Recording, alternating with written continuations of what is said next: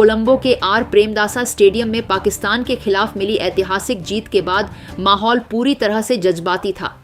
जैसे ही ईशान किशन को उनकी 77 रनों की आतिशी पारी के लिए प्लेयर ऑफ द मैच चुना गया, वह अपने आंसू नहीं रोक पाए।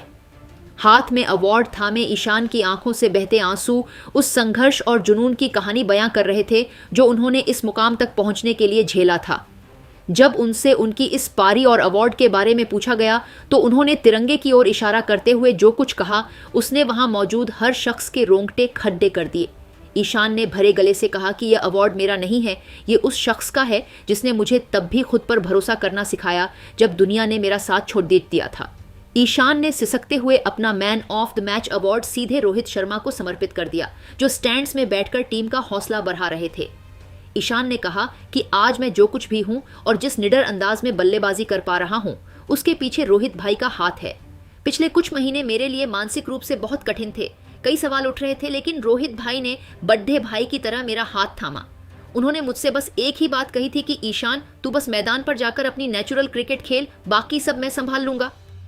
एक खिलाड़ी के लिए अपने कप्तान और सीनियर से मिलने वाला यह भरोसा किसी भी ताकत से बढ़कर होता है।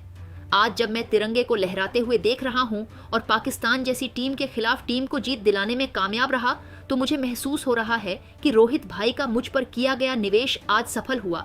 ईशान ने आगे कहा कि पाकिस्तान के खिलाफ खेलना केवल एक मैच नहीं बल्कि एक जज्बात है। जब आप उस नीली जर्सी को पहनकर मैदान पर उतरते हैं और आपके सीने पर तिरंगा होता है तो आपकी जिम्मेदारी दोगुनी हो जाती है। मैंने अपनी पारी के दौरान हर गेंद पर बस यही सोचा कि मुझे अपने देश के लिए वह सम्मान वापस लाना है। जब शाहीन और नसीम शाह जैसे गेंदबाज सामने थे तो दबाव बहुत था, लेकिन रोहित भाई के शब्द मेरे कानों में गूंज रहे थे।